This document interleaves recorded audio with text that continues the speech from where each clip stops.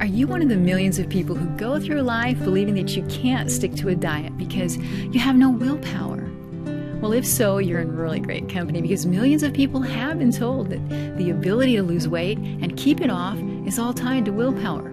They believe that there's some innate force keeping them from resisting food temptations. But the truth is that the ability to stick to a weight loss diet has little to do with will and everything to do with changing the way we think about food. And much of the way we think about food has been programmed into our brains through suggestions that we hear, things we were told, either by family, friends, or TV, or just what we learn from others.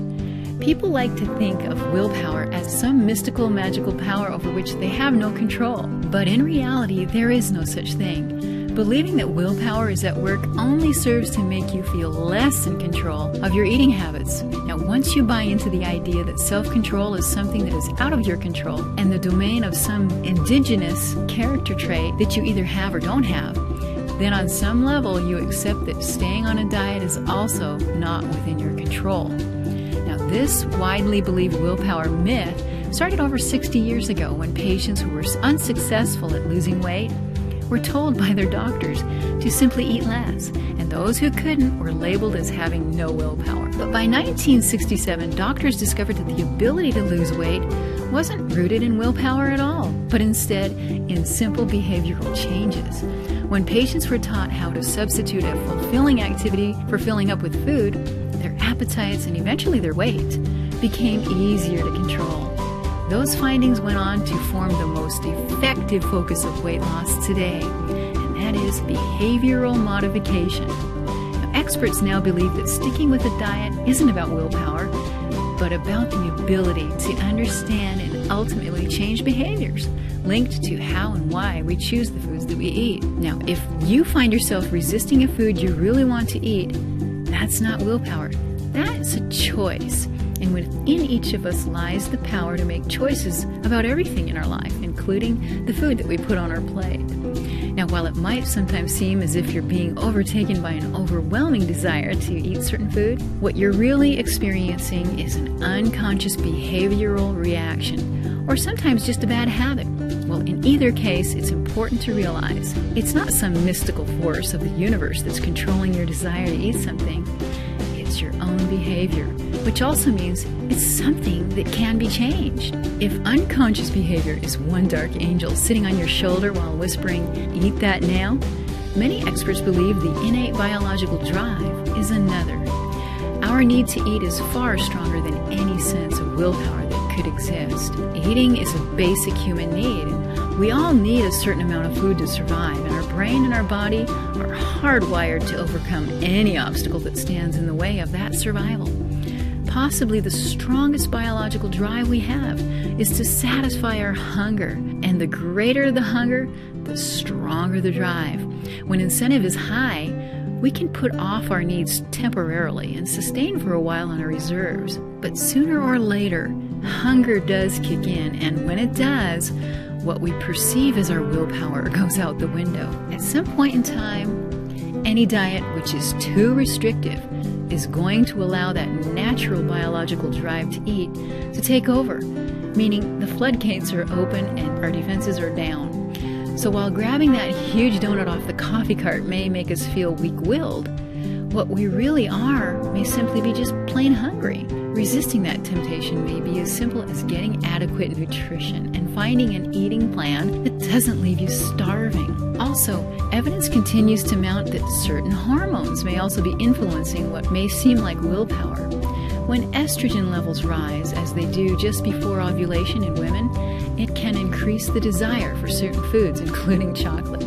Likewise, a drop in levels of serotonin, which is a brain chemical linked to depression, that could signal an increased desire for carbohydrates. Now, as we learn more about the role of hormones linked directly to appetite, like ghrelin, leptin, and cortisol, we'll also likely discover more about how imbalances can increase our cravings and make resisting some foods especially hard.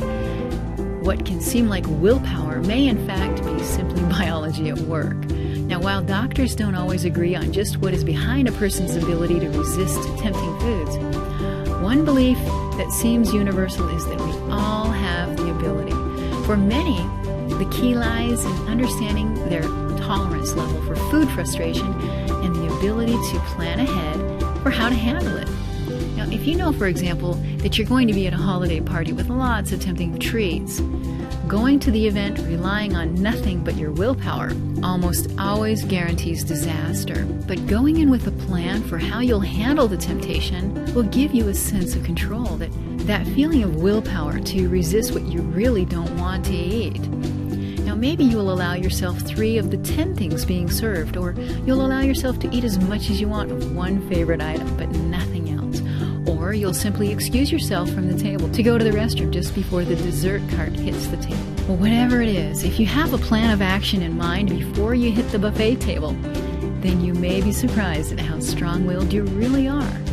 Another technique is to get to the root of your temptation by learning more about what it is that's pulling you toward a certain food. While taste is one factor, sometimes there's more at work. You know, we all have food memories, certain events or emotionally charged situations that can be related to certain food items. What some people see as a lack of willpower to resist a certain food may really be an unconscious reaction fueling a desire to recreate a comforting food memory or even avoid a painful one. When you think your willpower is giving in, think about what eating that food will mean to you and how it will make you feel. Once you identify that, your will to resist may seem a lot stronger. And one of the best ways to avoid eating too much foods that you don't want is, ironically enough, to allow yourself to eat them. Now, as wacky as this may sound, deprivation almost always weakens our resolve.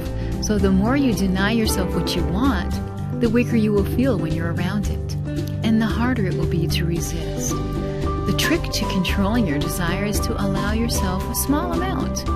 You know, more than a taste, but less than a portion. Okay, so there you have it. The suggestions you hear in your ears are the key to losing weight. And see how dieters' deprivation is really a huge reason keeping you from losing weight? So again, don't deprive yourself. Eat the things you want to eat and feed your brain the right kind of suggestions so it will control your choices for you. Well, I hope you've enjoyed this motivational video as much as I've enjoyed sharing it with you.